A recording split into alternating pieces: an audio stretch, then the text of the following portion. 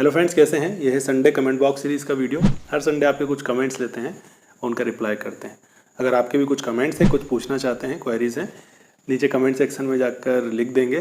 Try करेंगे next Sunday comment box में उनको इंक्लूड करने की, या फिर टेक्स्ट में आपको रिप्लाई कर पाएँ। चलिए शुरू करते हैं। अगर चैनल में नए हैं या पहली बार विजिट कर रहे हैं तो सब्सक्राइब कर लेंगे और बेल आइकन को क्लिक कर लेंगे तो नोटिफिकेशंस आपको रेगुलरली मिलती रहेगी न्यू वीडियोस की। शुरू करते हैं। मैं हूँ डॉक्टर हरिशंकर सोनी और आप देख रहे हैं इजी डेंटिस्ट्री। आज का पहला कमेंट है रजनीप साहू का। लिखते हैं, मेरी बेटी 6 ईयर का टीथ निकलवाने के लिए डॉक्टर बोले हैं, कोई हेल्थ प्रॉब्लम तो नहीं होगा? Birth teeth please reply. Okay, ये डेसिडियस टीथ, दूध के दांत के बारे में आप पूछ रहे हैं।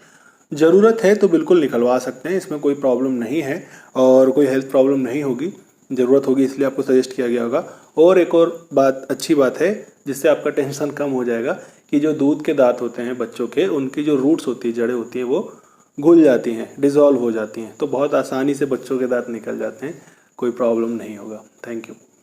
नेक्स्ट कमेंट है अशोक कुमार का। लिखते हैं, टूथ निकलवाए 2 महीने हो गए, अब डेंटल इम्प्लांट हो सकता है क्या? प्लीज़ मुझे गाइड करें। ओके, 2 महीने हो गए तो बिल्कुल डेंटल इम्प्लांट हो सकता है। और बेटर होगा कि आप थोड़ी दिन और रुक जाएं, जो बोन है अच्छे से हील हो जाए।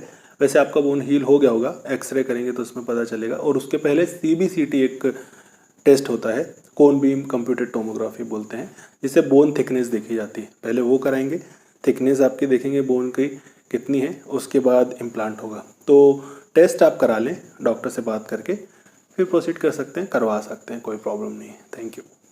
आगे चलते हैं। नेक्स्ट कमेंट है राहुल सिलोदिया का। लिखते हैं, सर एलए लगाने से पहले एलर्जी टेस्ट करना पड़ता है क्या? लोकल एनेस्थेटिक सुन करने के इंजेक्शन के बारे में पूछ रहे हैं। देखिए, जनरली ऐसा नहीं किया जाता क्योंकि बहुत कम अमाउंट में दिया जाता है तो एलर्जी नहीं होती। लेकिन अगर ऐसा लगता है कि पेशेंट को एलर्जिक है पेशेंट या हो सकती है, तो आप ये कर सकते हैं, जब भी आप पेशेंट को इंजेक्शन दे रहे हैं, एलए दे रहे हैं लोकल एनेस्थेटिक, तो पूरा इंसर्ट करने से पहले और पूरा डिपॉजिट करने से पहले 2 बातें हैं। पहला जो नीडल है पूरा इंसर्ट करने से पहले, और पूरा जो हमारा जितना भी हम यूज़ कर रहे हैं 3 ml 5 ml पूरा सॉल्यूशन डिपॉजिट करने से पहले आप अंदर ही जो मेम्ब्रेन है, जो म्यूकोजा है, उसमें थोड़ी सी जगह पर थोड़ा सा पिंच करिए और एलए को दे दीजिए, डिपॉजिट कर दीजिए और थोड़ी देर वेट कर लीजिए। तो ये एलर्जी टेस्ट वहाँ पर ही हो जाता है। अगर पेशेंट को कुछ प्रॉब्लम होना होगा तो उससे ही आपको दिख जाएगा। तो अगर करना चाहते हैं तो ये कर सकते हैं, ज़्यादा बेस्ट है। और अगर कोई पेशेंट एलर्जिक है और प्रॉपर एलर्जी टेस्ट करना चाहते हैं तो वो भी कर सकते हैं। नेक्स्ट कमेंट है यामिनी अग्रवाल का। लिखते हैं, sir if the blood sugar level is 130 after meal then can we call it as normal sugar level? बिल्कुल ये नॉर्मल है। अगर खाने के बाद आफ्टर मील आप चेक कर रहे हैं तो 140 तक भी आता है, तो ये नॉर्मल ब्लड शुगर लेवल है। Thank you.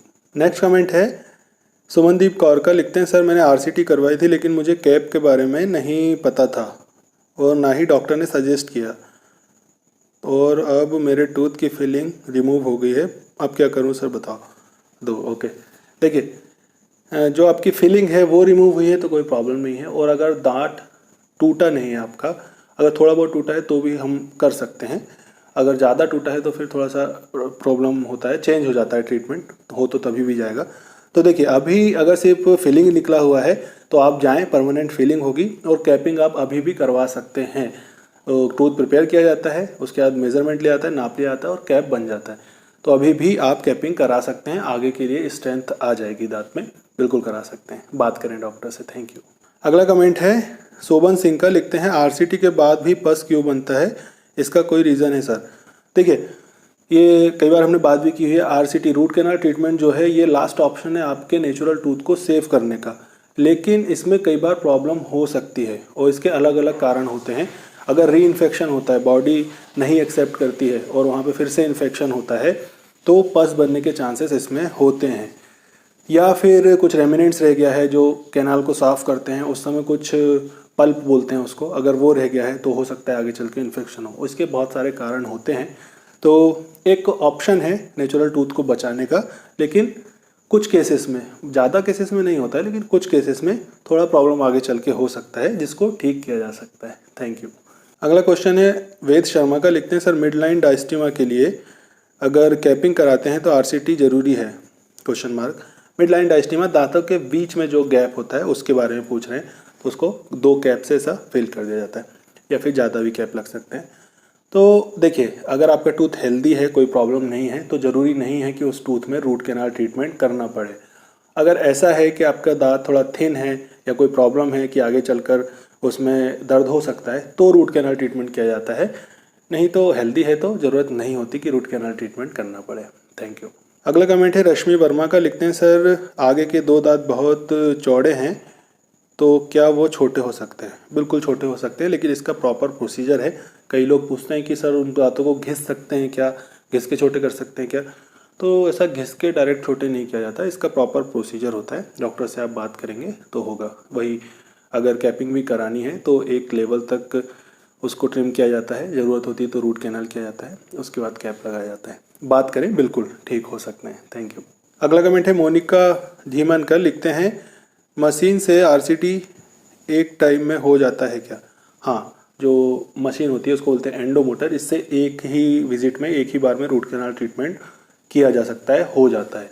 लेकिन कुछ केसेस में जिनमें ज़्यादा एब्सेस है, ज़्यादा पस है, प्रॉब्लम है, उनमें नहीं हो पाता, नहीं किया जाता। आपके लिए वो बेटर होता है। नहीं तो ज़्यादातर केसेस में मशीन से एक बार में आरसीटी हो जाती है। Thank you.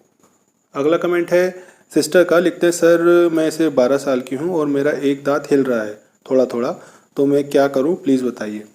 देखिए, इसको आप जाके निकलवा सकते हैं। अगर कोई प्रॉब्लम है तो चेकअप कराइए। ये आपका डेसिडुअस टूथ है, दूध का दांत है, ज़्यादा चांसेस है कि आपके दूध का दांत ये होगा, तो इसको आप निकलवा देंगे। कोई इसके लिए आपको एक्स्ट्रा ट्रीटमेंट की ज़रूरत नहीं पड़ेगी। और चेकअप जब कराएंगे तो पता भी चल जाएगा कि ये परमानेंट टूथ तो नहीं है। अगर परमानेंट टूथ है, उसमें प्रॉब्लम है, तो दूसरा ट्रीटमेंट दिया जाएगा। लेकिन ज़्यादा चांसेस है कि ये आपका डेसिडुअस दूध का दांत होगा। Thank you. तो ये थे इस वीक के आपके कुछ कमेंट्स और उनके रिप्लाई। होपफुली आपको आंसर मिल गए होंगे। चलिए, जल्दी मिलेंगे नेक्स्ट संडे कमेंट बॉक्स में। कुछ कमेंट है तो आप नीचे लिख सकते हैं। फेसबुक और इंस्टाग्राम पर भी इजी डेंटिस्ट को आप फॉलो कर सकते हैं। जल्दी मिलते हैं नेक्स्ट वीडियो में। Thanks for watching.